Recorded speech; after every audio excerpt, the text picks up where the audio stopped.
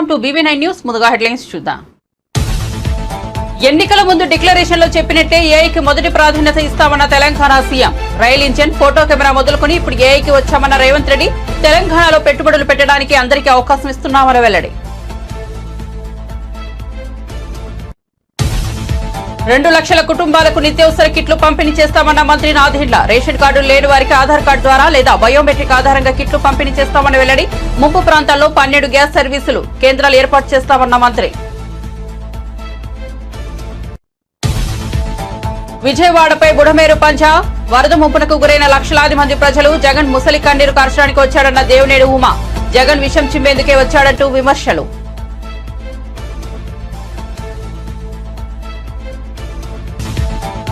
రేవంత్ రెడ్డి తాటాకు చెప్పులకు భయపడ్డామన్న హరీష్ రావు. ప్రభుత్వం అందించాల్సిన సహాయాన్ని తాము చేస్తుంటే ఓర్వలేక దాడులకు పాల్పడుతున్నారని మండిపాడు. బాధితులకు అన్నం, నీళ్లు కాంగ్రెస్ ప్రభుత్వం ఇవ్వలేకపోయిందని ఆగ్రహం.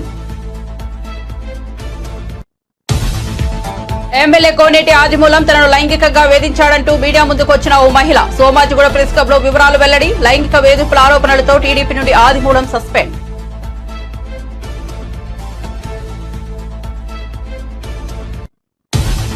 ప్రతి ఎమ్మెల్యే, ఎంపీ, ఎమ్మెల్సీ ఫోన్లను ప్రభుత్వం ట్యాప్ చేస్తోందని పాడి కౌశిక్ రెడ్డి ఆరోపణ. రుణమాఫీ కాకపోవడంతో రైతులు ఇబ్బందులు పడుతున్నారని విమర్శ. తెలంగాణలో 40% మంది రైతులకే రుణమాఫీ జరిగిందన్న ఎమ్మెల్యే.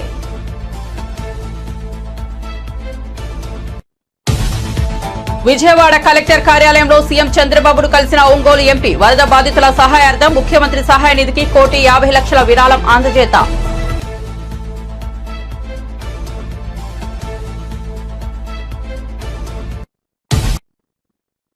ఇక వార్త వివరాల్లోకి వెళ్తే, విజయవాడ పరిధిలోని మధురానగర్ లో వరద ముంపు ప్రాంతాల్లో పర్యటిస్తున్న ముఖ్యమంత్రి చంద్రబాబుకు త్రుటిలో పెను ప్రమాదం తప్పింది. వరదను పరిశీలించేందుకు రైలు వంతెనపైకి సీఎం వెళ్లారు. బ్రిడ్జిపై నడిచి బుడమేరు ఉధృతిని చంద్రబాబు పరిశీలించారు. రైలు వంతెనపై ఆయన నడుస్తుండగానే రైలు ఎదురుగా రావడంతో భద్రతా సిబ్బంది అప్రమత్తమయ్యారు. చంద్రబాబుకు అతి సమీపంగా రైలు వెళ్లింది. రైలు తగలకుండా సీఎం ఓ పక్కకు నిలబడి ఉండటంతో పెను ప్రమాదం తప్పింది. రైలు వెళ్లిపోయాక అధికారులు, భద్రతా సిబ్బంది ఊపిరి పీల్చుకున్నారు.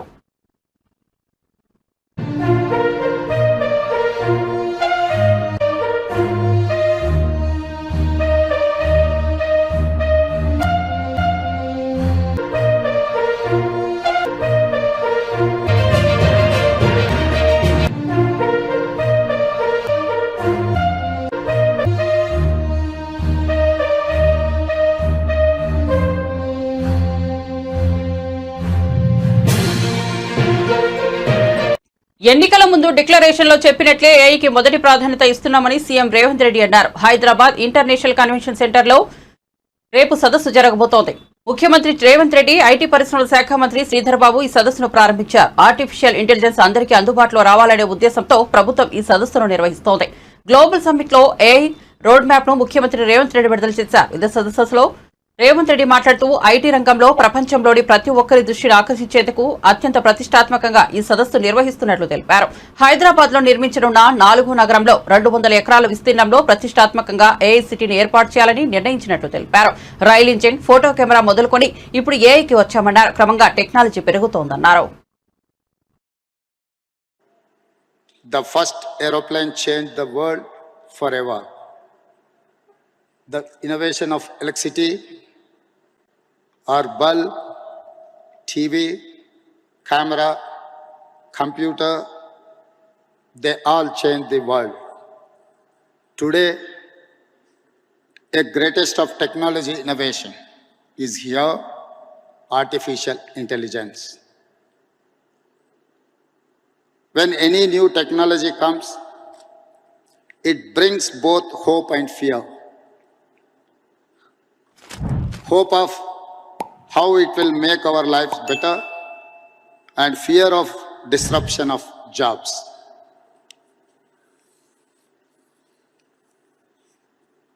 If we think of India's future, no city is as perfectly ready for a revolution as Hyderabad. In our city, we not only embrace future, but we also create it. Our commitment to artificial intelligence is not now. We have already taken big steps for AI. we want to lay a strong foundation for our future. Telangana AI Mission or TAIM in partnership with NASCOM will help us implement AI framework in Telangana. We will continue to bring government and industry experts together to drive innovation. The AI Summit today in Hyderabad is our declaration. We are ready for AI. We will create AI's future and set standards. I welcome all of you to the city of the future. Let us all come together and script a great new future. Thank you. Nothing will change society and lives as technology and innovation. ఓటర్ల జాబితా ప్రత్యేక సవరణ కార్యక్రమం 2025 August 20 నుంచి ప్రారంభమైందని తెలంగాణ ఎన్నికల ప్రధానాధికారి సుదర్శన్ రెడ్డి వెల్లడించారు. రాబోయే 4 నెలలు ఈ కార్యక్రమం జరుగుతుందని చెప్పారు. ఇప్పటికే 18 ఏళ్లు నిండిన వారందరూ 2025 జనవరి 1వ తేదీకి 18 ఏళ్లు నిండబోయేవారు ఓటర్లుగా నమోదు చేసుకోవడానికి అర్హులని తెలిపారు.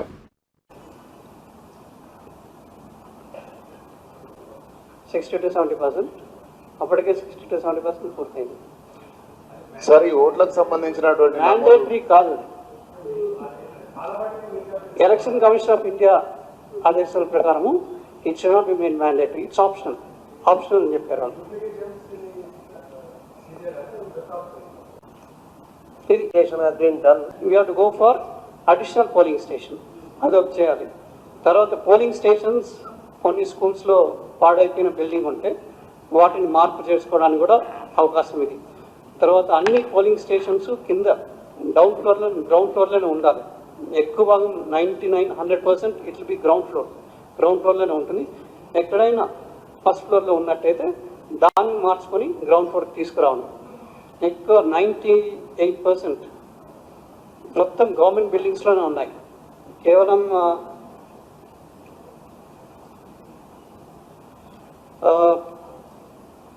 నెంబర్ ఆఫ్ పోలింగ్ స్టేషన్స్ ఇంతకుముందు చెప్పినట్టు 35,356. అందులో పోలింగ్ స్టేషన్ గవర్నమెంట్ బిల్డింగ్లో ఉండేటివి 32,391.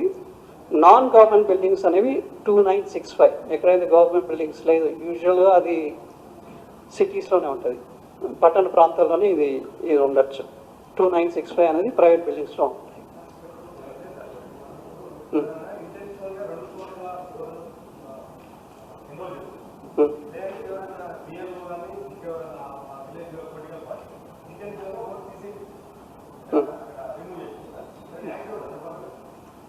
బిఎల్ఓస్ పైన యాక్షన్ ఉంటుంది డెఫినెట్లీ. బిఎల్ఓస్ వాళ్ళపైన యాక్షన్ తీసుకోవడం జరుగుతుంది మా దృష్టికి వస్తే తప్పకుండా.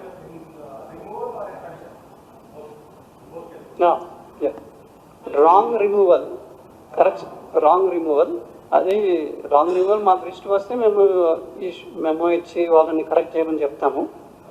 ఈ లాస్ అంటే కరెక్ట్. యూజువలీ చెప్పిన వెంటనే యాక్షన్.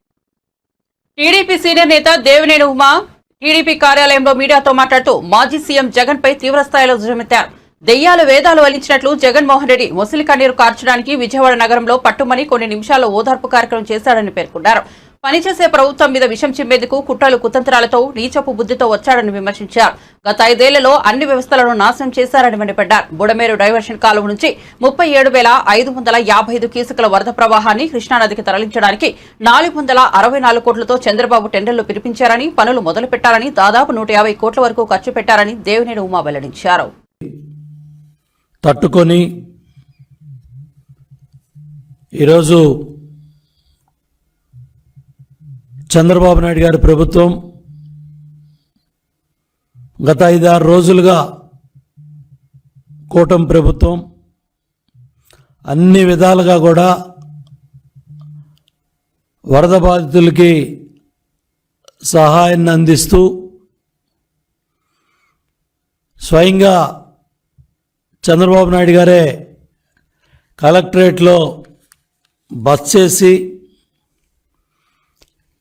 యంత్రాంగాన్ని మొత్తం పరిగెత్తిస్తూ దగ్గర జేసీబీ మీదే 22 కిలోమీటర్లో ప్రయాణం చేసి బాధితులకు ధైర్యం చెప్తూ పిల్లలకి పాలు దగ్గర నుంచి భోజన సదుపాయాల దగ్గర నుంచి బుడమేరు బాధితులకి అన్ని విధాలుగా సాయం చేయటానికి అధికార యంత్రాంగం, ప్రజాప్రతినిధులు, స్వయంగా ముఖ్యమంత్రి గారే రంగంలో ఉండి పర్యవేక్షిస్తూ ఉంటే దెయ్యాలు వేదాలు వల్లించినట్టు జగన్ రెడ్డి ముసలి కన్నీరు కారవటానికి నిన్న విజయవాడ నగరంలో పట్టుమని కొన్ని నిమిషాల్లోనే ఓదార్పు కార్యక్రమాలు చేసి పనిచేసే ప్రభుత్వం మీద విషం జిమ్మే కార్యక్రమాన్ని ఒక యంత్రాంగానికి ధైర్యం చెప్పి ప్రజలకి ధైర్యం చెప్పి పరిగెత్తిస్తా ఉన్న ముఖ్యమంత్రి మీద విషం చిమ్మటానికి కుట్రలో కుతంత్రాలతో నీ నీచపు బుద్ధితో 5 సంవత్సరాల వ్యవస్థలను నాశనం చేసి బుడమేరు డైవర్షన్ ఛానల్కి 37,555 క్యూసిక్ల వరద ప్రవాహాన్ని కృష్ణానదికి తరలించటానికి 464 కోట్లతో చంద్రబాబు నాయుడు గారు టెండర్లు పిలిపించి పనులు మొదలుపెట్టి దగ్గర 150 కోట్లు ఖర్చు పెడితే 5 సంవత్సరాల జగన్ రెడ్డి పరిపాలనలో, వైసీపీ ప్రభుత్వ పరిపాలనలో పనులను నిలుపుదల చేసి పక్కన పెట్టి ఈ దుర్మార్గానికి నువ్వు కారణం కాదా జగన్ రెడ్డి అని నేను ప్రశ్నిస్తా ఉన్నా. వరద బాధితులకు శుక్రవారం నుంచి నిత్యావసరాల కిట్లు పంపిణీ చేయనున్నట్లు పౌర సరఫరాల శాఖ మంత్రి నాదెండ్ల మనోహర్ తెలిపారు. మొదటి రోజు 50,000 కుటుంబాలకు కిట్లు పంపిణీ చేసేందుకు ఏర్పాట్లు చేస్తున్నామన్నారు. 25 కేజీల బియ్యం, కేజీ కందిపప్పు, కేజీ పంచదార, 2 కేజీల ఉల్లిపాయలు, 2 కేజీల బంగాళాదుంపలు, లీటర్ వంట నూనెతో కూడిన కిట్ను బాధితులకు అందజేయనున్నట్లు చెప్పారు. గురువారం నుంచి వరద ప్రాంతాల్లో సబ్సిడీ ధరలపై కూరగాయల విక్రయాలు మొదలయ్యాయన్నారు. 2 లక్షల కుటుంబాలకు నిత్యావసరాల కిట్లు పంపిణీ చేసేందుకు ఏర్పాట్లు పూర్తి చేశామని తెలిపారు. ఈ ఫోర్స్ మిషన్ ద్వారా సరుకుల పంపిణీ జరుగుతోందన్నారు. రేషన్ కార్డు లేని వారికి ఆధార్ కార్డు లేదా బయోమెట్రిక్ ఆధారంగా పంపిణీ చేస్తామని స్పష్టం చేశారు. గ్యాస్ కంపెనీలు కూడా సర్వీస్ చేసేందుకు ముందుకు వచ్చాయని, ముంపు ప్రాంతాల్లో 12 సర్వీస్ కేంద్రాలు ఏర్పాటు చేస్తారని వెల్లడించారు. ప్రభుత్వం తరఫున కోరేది దయచేసి కొంచెం సమయం పాటించండి, సహకరించండి. ప్రతి ఒక్కరికి అందించాలని ముఖ్యమంత్రి గారు ఆల్రెడీ మాకు ఆదేశించారు. ఎక్కడైతే ముంపు ప్రాంతాల్లో ఇంకా ఇబ్బందులు పడుతున్నారో ముందుగా వారికి ప్రాధాన్యత ఇచ్చి ఆ ప్రాంతాలతో మొదలు పెట్టమన్నారు. కాబట్టి రేపు వీలైనంత వరకు రేపు ఉదయం 10 గంటలకే మొదలుపెట్టి రాత్రి వరకు కూడా కొనసాగి ఎక్కువ శాతం మేము రేపే పూర్తి చేయడానికి మా వంతు మేము ప్రయత్నం చేస్తాం. వీటితో పాటు నిన్న ముఖ్యమంత్రి గారు సమీక్షించినప్పుడు చాలామంది గ్యాస్ సిలిండర్ల గురించి, గ్యాస్ స్టవ్ల గురించి, కనెక్షన్స్ గురించి ఆయన దృష్టికి తీసుకొచ్చారు. దానిపైన ఈరోజు ఎల్పిజి సరఫరా చేసే 3 కంపెనీలతో కూడా మీటింగ్ నిర్వహించాం. వారు కూడా ముందుకు వచ్చి ఆదుకుంటామనే అభిప్రాయం వ్యక్తపరిచినప్పుడు 12 ఉచితంగా సర్వీస్ క్యాంప్స్ ఏర్పాటు చేస్తామని వాళ్ళు ముందుకు వచ్చారు. 12 ప్రాంతాల్లో ఉచితంగా సర్వీస్ క్యాంప్స్ ఏర్పాటు చేసి వీరికి ఏ సమస్య ఉన్నా కూడా సిలిండర్ల విషయంలో కానివ్వండి, గ్యాస్ స్టవ్ల విషయంలో కానివ్వండి, పైపుల విషయంలో కానివ్వండి, ఎక్కడ కూడా వారు ఇబ్బంది పడకూడదు.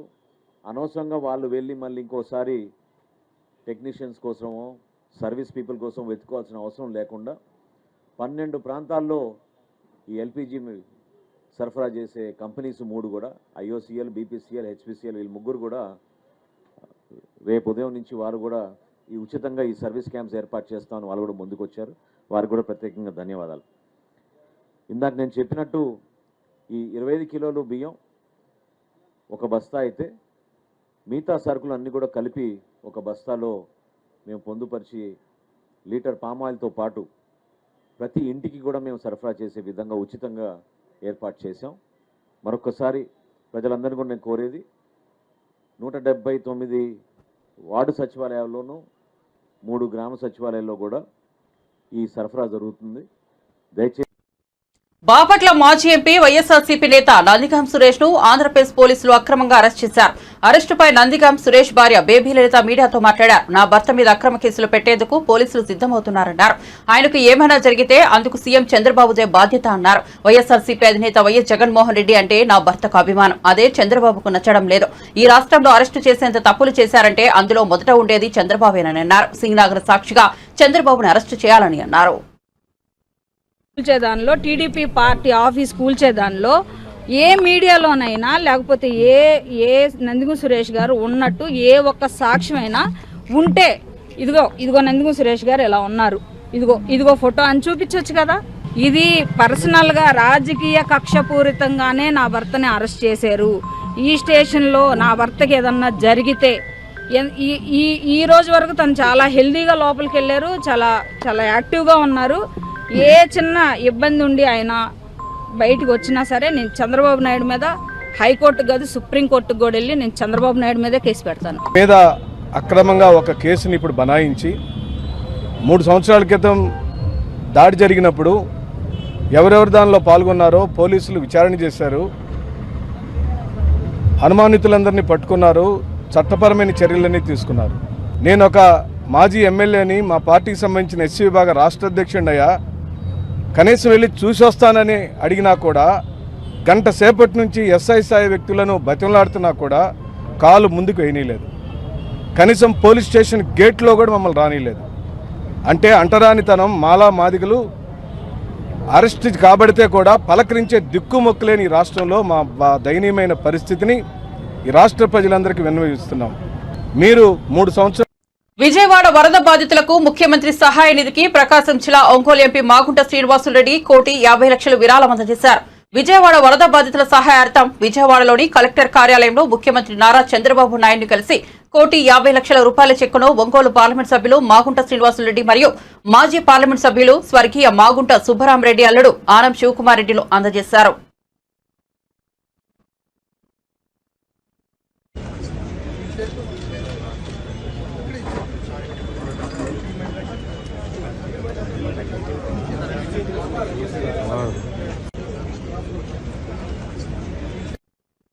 రాష్ట్రంలో నడుస్తున్నది ప్రజాపాలన కాదని రాక్షస పాలన అని మాజీ మంత్రి హరీష్ రావు అన్నారు. సీఎం రేవంత్ రెడ్డి తాటాకు చెప్పులకు భయపడే వాళ్ళెవరూ లేరని చెప్పారు. వరద బాధితులకు సహాయం చేయడంలో కాంగ్రెస్ ప్రభుత్వం పూర్తిగా విఫలమైందని విమర్శించారు. ప్రభుత్వం ముందుగా మేల్కొంటే మరింత ప్రాణ నష్టం తగ్గే అవకాశం ఉండేదన్నారు. సిద్దిపేట క్యాంపు కార్యాలయం వద్ద ఖమ్మం వరద బాధితులకు సరుకులు పంపే వాహనాలను ఆయన జెండా ఊపి ప్రారంభించారు. అనంతరం మాట్లాడుతూ ఖమ్మం, మహబూబాబాద్ లో వర్షానికి తీవ్ర నష్టం వాటిల్లిందన్నారు. సిద్దిపేట నుంచి ఉడతా భక్తిగా సహాయం చేస్తున్నామన్నారు. మానవ సేవయే మాధవ సేవ అని అందరూ ముందుకొచ్చి వరద బాధితులకు సహాయం చేయాలని పిలుపునిచ్చారు. నిలబెట్టండి. అందులో ఎక్కువ మంది దళితులు, గిరిజనులు, బలహీన వర్గాల ప్రజలు ఎక్కువ ఉన్నారు, మైనార్టీ ప్రజలే ఎక్కువగా ఉన్నారు. అటువంటి ప్రజలకు చేయూతనివ్వాలని చెప్పి మేము ప్రభుత్వాన్ని కోరుతున్నాం. మహబూబాబాద్ జిల్లాలో తీవ్రమైనటువంటి నష్టం జరిగిన దరిమల, సిద్దిపేట నియోజకవర్గం నుంచి ఆ ఖమ్మం, మహబూబాబాద్ ప్రజల్ని ఆదుకోవడానికి మరి స్వచ్ఛందంగా మా పట్టణంలోని వ్యాపారవేత్తలు, స్వచ్ఛంద సంస్థలు, బీఆర్ఎస్ పార్టీ నాయకులు అందరం కలిసి ఉడతా భక్తిగా వారిని ఆదుకోవడానికి ఈరోజు కొన్ని వాహనాలను ఖమ్మంకు పంపిస్తా ఉన్నాం. మళ్ళీ రేపు ఎల్లుండి ఇంకా కొన్ని వాహనాలను తయారు చేసి మహబూబాబాద్ జిల్లాకు కూడా పంపించడం జరుగుతుంది. ముఖ్యంగా ఈరోజు ఒక 200 క్వింటాళ్ల సన్న బియ్యాన్ని, ఒక ఖబర్దార్ రోజా నీది నోరా తాటిమట్ట అని టీడీపీ ఎమ్మెల్సీ పంచుమర్తి అనురాధ ఆగ్రహం వ్యక్తం చేశారు. వరదలు వస్తే గొడుగులు పట్టుకుని రీల్స్ చేయడం కాదు అని విమర్శలు గుప్పించారు. కారుకూతలు కుస్తే సహించేది లేదని, దందాలు అన్ని బయటకు వస్తున్నాయని మండిపడ్డారు. నీ దోపిడీకి ప్రజల ప్రాణాలే పోయాయి, దోచుకుని చెన్నైలో కులుకుతూ సిగ్గు లేకుండా మాట్లాడుతున్నావా అని మండిపడ్డారు. వరద బాధితులకు ఒక్క బిస్కెట్ ప్యాకెట్ ఇవ్వకుండా చంద్రబాబు, లోకేష్లపై విమర్శలు చేస్తావా అని ఆగ్రహం వ్యక్తం చేశారు. పిచ్చి పిచ్చి ప్రేలాఫలాలు పేలితే ప్రజలే తరిమి తరిమి కొడతారని టీడీపీ ఎమ్మెల్సీ పంచుమర్తి అనురాధ ఆగ్రహం వ్యక్తం చేశారు. రాచపీనుగుల పార్టీ, ఈ దిక్కుమాలిన పార్టీ ప్రజలు చీకొట్టినా కూడా ఈరోజు వరదలొచ్చి విజయవాడ తదితర ప్రాంతాలన్నీ నీట మునిగి ప్రజలు అల్లాడుతుంటే ఇలాంటి సమయంలో చేతనైతే సహాయ చర్యలు చేయాల్సింది పోయి బురద రాజకీయాలు చేయడానికి తెగబడ్డారు. ఇదేనా మీ సంస్కృతి జగన్మోహన్ రెడ్డి? మీరు సబ్జెక్ట్ తెలియకుండా, ఎందుకు మునిగిపోయిందో కూడా తెలియకుండా, చంద్రబాబు గారు ఎందుకు మునిగిపోయిందో పదే పదే ప్రెస్ మీట్లు పెట్టి చెబుతున్నా దాన్ని కూడా ఆలకించకుండా మీ దారి మీరు ఏదో ఒకటి మాట్లాడేసి ఎప్పుడెప్పుడు లండన్ ఫ్లైట్ ఎక్కేద్దామా అనే ఆలోచనతో ఉంటే అది ప్రజలు గమనించుకోవట్లేదా అని చెప్పి ఈ సందర్భంగా నేను అడగదలుచుకున్నా. మీతో పాటు మీ కలుపు మొక్కలు, ముఖ్యంగా రోజా, సిగ్గు ఎగ్గు లేకుండా ఆమె గురించి మాట్లాడాలంటేనే నాకే చాలా చీదర పడుతుంది. అయినా ప్రజాస్వామ్యంలో తప్పదు కాబట్టి, ప్రజలకి విషయాలన్నీ ఇంకా తెలియాలి కాబట్టి నేను ఈరోజు ఆవిడ ప్రస్తావన తీసుకొస్తా ఉన్నా. చెన్నై గెస్ట్ హౌజుల్లో కూర్చొని ఇష్టం వచ్చినట్టుగా మాట్లాడతా, ముఖ్యంగా చంద్రబాబు గారు అదేవిధంగా లోకేష్ గారి గురించి ముఖ్యంగా ఇష్టం వచ్చినట్టుగా మాట్లాడుతుంది. హైదరాబాద్లో కూర్చున్నారు అని చెప్పి మాట్లాడుతూ ఉంది. నువ్వు నగరి వదిలి వెళ్ళిపోయి చెన్నై గెస్ట్ హౌస్లో శుభ్రంగా ఎంజాయ్ చేస్తున్నావు అనే విషయం ప్రజలందరికీ తెలుసు. అంతకుముందు యూరప్ టూర్లు వెళ్ళి శుభ్రంగా ఎంజాయ్ చేసామని కూడా ప్రజలందరికీ తెలుసు. అప్పుడప్పుడు ఇక్కడికి వచ్చి లేనిపోని అన్ని మాట్లాడటానికి సిద్ధపడితే తస్మాత్ జాగ్రత్త. అసలు కళ్ళుండి మాట్లాడుతున్నారా, కళ్ళు లేక మాట్లాడుతున్నారా, మతుండి మాట్లాడుతున్నారా, మతి లేకుండా మాట్లాడుతుందా, ఈ రోజు ఎలా మాట్లాడుతుందనే విషయం మాకు ఎవరికి కూడా అర్థం కావట్లేదు. మోకాళ్ళ లోతు నీళ్లు వచ్చి ప్రజలు అల్లాడుతుంటే అర్హత లేకపోయినా ఆర్టీసీలో పనిచేసే వ్యక్తిని అర్హత లేకపోయినా రాయలసీమకి డివిజనల్ మేనేజర్గా చేసి అతని ద్వారా తిరుమలలో ఎన్ని దందాలు చేశారో. తెలంగాణ ప్రభుత్వం తన ఫోన్ను ట్యాప్ చేస్తోందని హుజూరాబాద్ ఎమ్మెల్యే పాడి కౌశిక్ రెడ్డి ఆరోపించారు. రాష్ట్రంలోని ప్రతి ఎమ్మెల్యే, ఎంపీ, ఎమ్మెల్సీ ఫోన్ను ప్రభుత్వం ట్యాపింగ్ చేస్తోందని ఆగ్రహం వ్యక్తం చేశారు. గురువారం ఆయన కరీంనగర్లో ఏర్పాటు చేసిన మీడియా సమావేశంలో మాట్లాడుతూ రుణమాఫీ కాకపోవడంతో రైతులు తీవ్ర ఇబ్బందులు పడుతున్నారన్నారు. తెలంగాణలో కేవలం 40% మంది రైతులకు మాత్రమే రుణమాఫీ జరిగిందన్నారు. అది ఏకకాలంలో జరగలేదన్నారు. తన నియోజకవర్గంలో ఓడిపోయిన వారు చెక్కులు పంచుతుండడం విడ్డూరమన్నారు. పార్లమెంట్ పరిధిలో సిపి ఫోన్ ట్యాప్ జరిగినప్పుడు ఎందుకు స్పందించడం లేదని కేంద్ర సహాయ మంత్రి బండి సంజయ్ని ప్రశ్నించారు. ఈ అంశంపై సిబిఐ విచారణ జరిపించాలని డిమాండ్ చేశారు. అధికార పార్టీ ఎమ్మెల్యేలు అయితేనో ఎమ్మెల్యే ఇచ్చిండ్రు, అధికార పార్టీ ఎమ్మెల్యేలు అయినప్పుడు ఎమ్మెల్యేలు ఇచ్చారు. ఎక్కడైతే వాళ్ళకి ఎమ్మెల్యేలు లేరో, వాళ్ళ నియోజకవర్గ సంబంధించిన వాళ్ళు ఎవరైతే ఓడిపోయి ఉన్నారో, ప్రజలు తిరస్కరించిన వాళ్ళతోనో వాళ్ళతోనో పెట్టిస్తూ ఉన్నారు ఈ రాష్ట్రంలో మొత్తము. నేను అడుగుతున్నా, ఇవి మీ కాంగ్రెస్ పార్టీ ఫండ్స్ కావు, మీ అయ్యా జాగిరి కాదు, ఇవి కాంగ్రెస్ పార్టీ ఫండ్స్ కావు, ఇవి ప్రజల ట్యాక్స్ కట్టిన సొమ్ము. మీ పక్కన నియోజకవర్గంలో ఎమ్మెల్యే అయినా, ఇలా ప్రతిపక్ష ఎమ్మెల్యే ఉన్న 2.5 లక్షల ఓట్లు వేసిన జనంతుకి గెలిపించుకున్న ఎమ్మెల్యేల మేమందరం మాకెందుకు ఇయ్యరు అని నేను అడుగుతా ఉన్నాను. ఖచ్చితంగా దాని మీద కూడా కోర్టుకు పోతా, 100% కోర్టుకు పోతా. మొన్న అధికారులకు కూడా నేను హెచ్చరిస్తా ఉన్నాను, దయచేసి తస్మాత్ జాగ్రత్త. మొన్న కోర్టుకి పోయినాం, బాజాబ్తు కోర్టుల ఆర్డరు క్లియర్గా ఇచ్చిర్రు. శాసనసభ్యుడు లేకుంటే స్థానికంగా ఉన్న మున్సిపల్ చైర్మన్, కౌన్సిలర్లో, సర్పంచ్లో, ఎంపీపీలో, జెడ్పీటీసీలతో కలిసి చెక్కులు ఇవ్వండి అని చెప్పిండు. చెక్కులు ఇవ్వమని చెప్పిర్రు. తెలంగాణ మొత్తము ఓడిపోయినోడు వస్తాడు, చెక్కులు వాస్తాడు. మీరు పబ్లిక్ ఆల్రెడీ మీరు తిరస్కరించారు కదా, ఇంకా సిగ్గు అనిపిస్తలేదా? మీరు ఓడిపోయి ఉండి కూడా మీకు సిగ్గు లేకుండా ఇంకా కూడా కొంచెమైనా చీమిరి రెత్తిరి రక్తం ఉండాలి కదా. ఓడిపోయినోడు ఎట్లిస్తాడు? మొత్తము తెలంగాణ రాష్ట్రంలో ఈ పరిపాలన దరిద్రంగా జరుగుతూ ఉంది. వెంటనే నేను ఖచ్చితంగా బండి సంజయ్ గారికి కూడా విజ్ఞప్తి చేస్తా ఉన్నాను. ఇవాళ మీరు కేంద్ర లైంగిక వేధింపుల ఆరోపణలు ఎదుర్కొంటున్న సత్యవేడు టీడీపీ ఎమ్మెల్యే కోనేటి ఆదిమూలంకు బిగ్ షాక్ తగిలింది. తీవ్ర విమర్శల నేపథ్యంలో ఆదిమూలంను టీడీపీ నుంచి సస్పెండ్ చేస్తున్నట్లు ప్రకటించింది. సత్యవేడు టీడీపీ ఎమ్మెల్యే కోనేటి ఆదిమూలంపై ఓ మహిళ సంచలన ఆరోపణలు చేసిన విషయం తెలిసిందే. ఈ నేపథ్యంలో ఆదిమూలంను పార్టీ నుంచి సస్పెండ్ చేస్తూ టీడీపీ ఏపీ అధ్యక్షుడు పల్లా శ్రీనివాస్ లేఖను విడుదల చేశారు. ఈ లేఖలో ఆదిమూలంపై లైంగిక వేధింపుల ఆరోపణలు వచ్చినందునే పార్టీ నుండి సస్పెండ్ చేస్తున్నట్లు వివరణ ఇచ్చారు. నేను వెంటనే రూమ్లోకి వెళ్ళడం నా పైన బలాత్కారానికి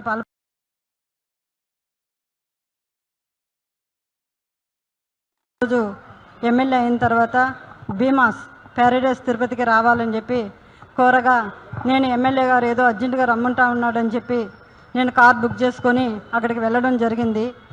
రూమ్ నెంబర్ 109 జూలై 6వ తారీఖు రోజు నేను అక్కడికి వెళ్ళడం జరిగింది. అక్కడ ఎవరూ లేదు, ప్రశాంతంగా ఉన్నింది. ఎమ్మెల్యే గారు మాత్రమే రూమ్లో ఉన్నారు. నేను వెంటనే రూమ్లోకి వెళ్ళడం నా పైన బలాత్కారానికి పాల్పడిన తర్వాత నేను అతనికి లొంగిపోవడం జరిగింది. జరిగిన తర్వాత ఈ విషయం ఎక్కడైనా బయట చెప్పావంటే నేను చంపేస్తాను, నీ కుటుంబాన్ని చంపేస్తాను అని చెప్పి బెదిరించడం జరిగింది. అందువల్ల నేను ఎవరికి చెప్పుకోకుండా నేను సైలెంట్గా ఉండిపోయాను. మళ్ళీ ఇంకొకసారి ఫోన్ చేసి నువ్వు కానీ రాలేదంటే నేను మళ్ళీ నీ కుటుంబాన్ని, నీ భర్తని చంపేస్తానని చెప్పి నన్ను బెదిరించడం జరిగింది. బెదిరించడం ద్వారా నేను మళ్ళీ అక్కడికి భీమాస్ ప్యారడైస్కి వెళ్ళడం జరిగింది. వెళ్ళిన తర్వాత నేను పూర్తిగా ఆయన్ని అవాయిడ్ చేస్తూ వచ్చాను. నేను అవాయిడ్ చేశానని తెలుసుకున్న అతను నాకు పదే సైకోలాగా నిమిషానికి ఒకసారి ఫోన్ చేయడం జరిగింది. అది గుర్తించిన నా భర్త ఎమ్మెల్యే నీకు ఎందుకైతే ఇన్నిసార్లు కాల్ చేస్తున్నాడని చెప్పి నా మొబైల్ ఇంచేసి నన్ను కొట్టడం, నన్ను బెదిరించడం చాలా చేశాడు. చేసిన తర్వాత నేను ఆ బాధను భరించలేకుండా నాకు జరిగిన బాధని నేను ఆయనతో వివరించడం జరిగింది. వివరించినప్పుడు నా భర్త ఇలానే నీకే జరిగిందా, చాలామందికి జరిగిందా అన్నప్పుడు చాలా మహిళలు, గవర్నమెంట్ ఎంప్లాయీస్ కూడా ఉన్నారు ఇందులో, మహిళలు చాలామంది బలైపోతున్నారు చెప్పాను. నేను చెప్పినప్పుడు ఆయన సూచించాడు నన్ను ఈ చాలామంది మహిళల్ని కాపాడుకొని మనం బ్రతకాలి, మనం కాపాడుకోవాలని చెప్పి ఆయన నాకు ఒక పెన్ కెమెరాని అరేంజ్ చేసి ఇవ్వడం జరిగింది. జరిగిన తర్వాత ఆగస్టు 10వ తారీఖు భీమాస్ ప్యారడైస్కు 1:30 వెళ్ళడం జరిగింది. అక్కడ జరిగిన కామ క్రీడలను నేను రికార్డ్ చేసుకొని తీసుకొచ్చి నా భర్తకి ఇవ్వడం జరిగింది. అటు తర్వాత నేను మంగళగిరి పార్టీ ఆఫీస్ గారికి, పెద్దబాబు గారికి, చిన్నబాబు గారికి ఇద్దరికి నేను తెలియజేయడం జరిగింది. వాళ్ళ ద్వారా మాకు పిలుపు వస్తుందని ఇన్ని రోజులు వెయిట్ చేశాము. తర్వాత ఈ విషయం ఆయన తెలుసుకొని నన్ను బ్లాక్మెయిల్కి గురి చేయడము, మా ఇంటి చుట్టూ 4-5 మందిని పంపించి నన్ను వెతకడం చేస్తున్నాడు. నాకు ప్రాణహాని ఉంది, ప్రాణ భయంతో నేను ఇక్కడికి రావడం జరిగింది. అంతేకాకుండా ఇలాంటి చీడ పురుగులు తెలుగుదేశం పార్టీలో ఉన్న రోజులు తెలుగుదేశం పార్టీకి మంచి పేరు రాదని చెప్పి బాబు గారికి తెలియజేస్తున్నాను. అయ్యా బాబుగారు, నేనేదో తెలుగుదేశం పార్టీని కించపరచాలని చెప్పి నేను ఇక్కడికి రాలేదు. అతని వల్ల నాకు ప్రాణహాని ఉంది, నన్ను నేను కాపాడుకోవాలని చెప్పి నేను ఇక్కడికి రావడం జరిగింది. ఇతను బులెటిన్ ముగించే ముందు హెడ్లైన్స్ మరోసారి చూద్దాం. ఎన్నికల ముందు డిక్లరేషన్ లో చెప్పినట్టే ఏఐకి మొదటి ప్రాధాన్యత ఇస్తామన్న Telangana CM. Rail engine, photo camera మొదలుకొని ఇప్పుడు ఏఐకి వచ్చామన్న రేవంత్ రెడ్డి. తెలంగాణలో పెట్టుబడులు పెట్టడానికి అందరికీ అవకాశం ఇస్తున్నామని వెల్లడి. 2 లక్షల కుటుంబాలకు నిత్యావసర కిట్లు పంపిణీ చేస్తామన్న మంత్రి నాదెండ్ల. రేషన్ కార్డులు లేని వారికి ఆధార్ కార్డు ద్వారా లేదా బయోమెట్రిక్ ఆధారంగా కిట్లు పంపిణీ చేస్తామని వెల్లడి. ముంపు ప్రాంతాల్లో 12 గ్యాస్ సర్వీసులు కేంద్రాలు ఏర్పాటు చేస్తామన్న మంత్రి. విజయవాడపై బుడమేరు పంజా. వరద ముంపునకు గురైన లక్షలాది మంది ప్రజలు. జగన్ ముసలి కన్నీరు కార్చడానికి వచ్చాడన్న దేవినేడు ఉమా. జగన్ విషం చిమ్మేందుకే వచ్చాడంటూ విమర్శలు.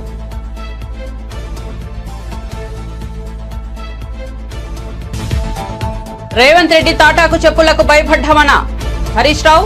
ప్రభుత్వం అందించాల్సిన సహాయాన్ని తాము చేస్తుంటే ఓర్వలేక దాడులకు పాల్పడుతున్నారని మండిపాడు. బాధితులకు అన్నం, నీళ్లు కాంగ్రెస్ ప్రభుత్వం ఇవ్వలేకపోయిందని ఆగ్రహం.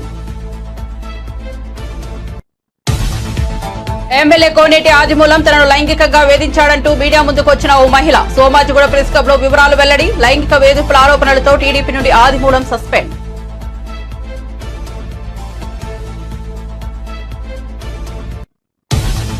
ప్రతి ఎమ్మెల్యే, ఎంపీ, ఎమ్మెల్సీ ఫోన్లను ప్రభుత్వం ట్యాప్ చేస్తోందని పాడి కౌశిక్ రెడ్డి ఆరోపణ. రుణమాఫీ కాకపోవడంతో రైతులు ఇబ్బందులు పడుతున్నారని విమర్శ. తెలంగాణలో 40% మంది రైతులకే రుణమాఫీ జరిగిందన్న ఎమ్మెల్యే. మరిన్ని అప్డేట్స్ కోసం చూస్తూనే ఉండండి BV9 న్యూస్.